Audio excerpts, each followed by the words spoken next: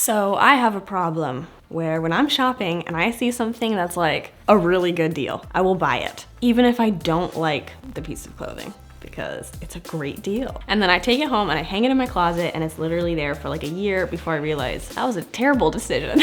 So I have this little number where it actually used to be a dress and I chopped off the top in a very impulsive moment. And then I realized the skirt isn't even my size. I don't know why I bought this dress. So I'm gonna show you how to take a skirt and kind of trim it down so that way it's actually your size.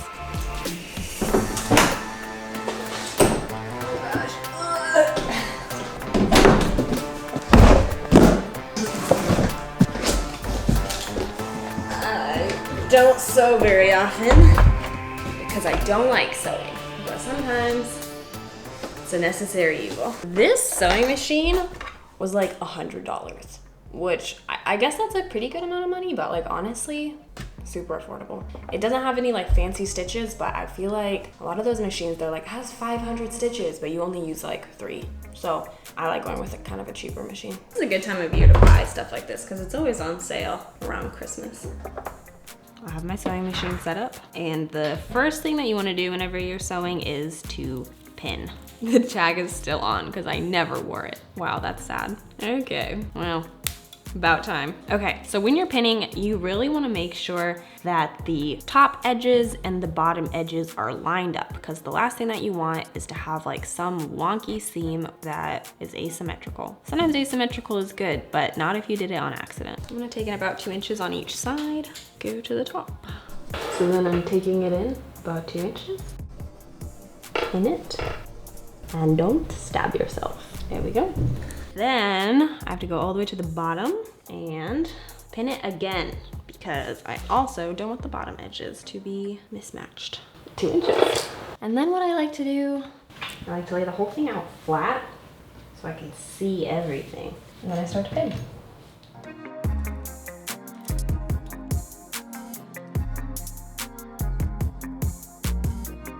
I'm gonna do a test strip away from the seam that I want, just because I want to make sure that my machine is working. Okay, it's not doing good. All right, that's, oh, why is it doing that? Oh gosh, this is bad. Oh no.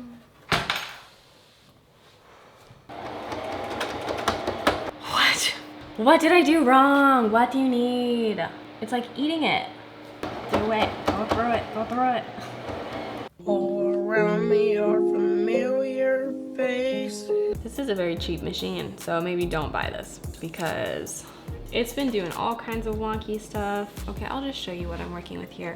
Well, it ripped a hole, first of all, which like, that's never good. And then also, just look at this stitching. It's just, what? So I am in a bad mood. So we're gonna have to buy a new sewing machine because I still wanna make this skirt for you guys. Hello.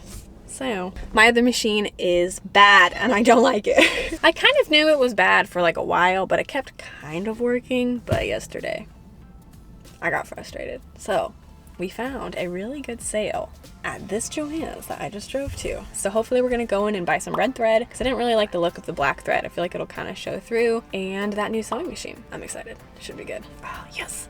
I love sewing machines. Good sewing machines. I like good sewing machines. So hopefully we'll get one. All right, let's go.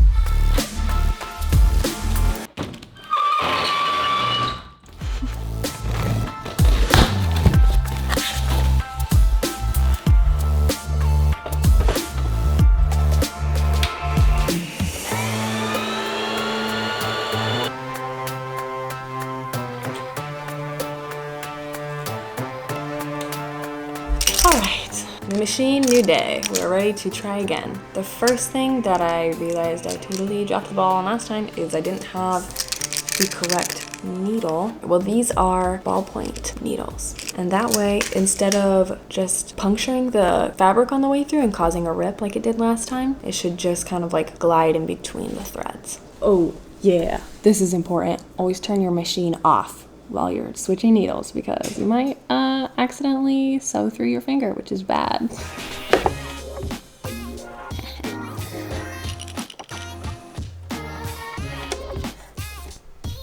We're ready to go.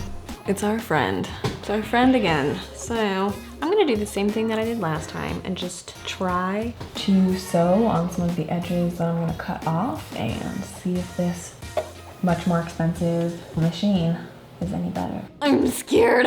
I want it to work so bad. I'm gonna be so sad if it doesn't work. It's down, it's down. I have to turn the machine on. Okay.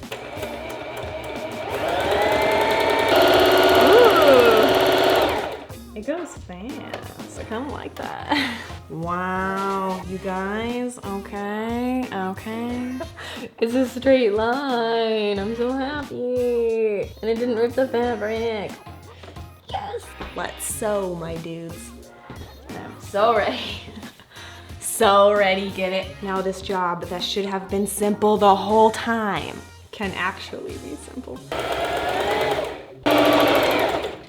Back stitch at the end because you don't want to lose your work.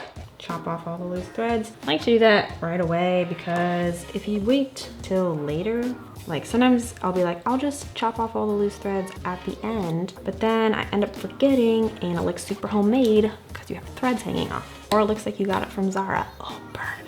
Now I gotta line up my pins again and we'll do this again. So I got this fancy thing from Joann's and I highly recommend getting one of these. They're super cheap. You just put whatever measurement you want, and since we're doing 2 inches, I put this little thing at 2 inches. Then it makes it so much easier to measure. Oh, there we go. 2 inches, 2 inches, 2 inches.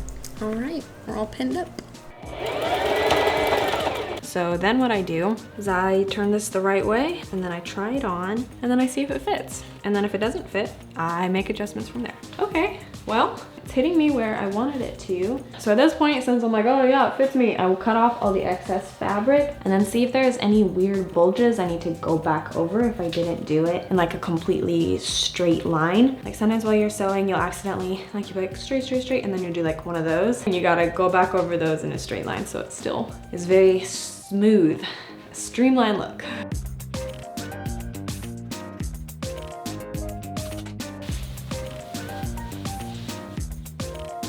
I think it looks good. Yeah, and that's pretty much it.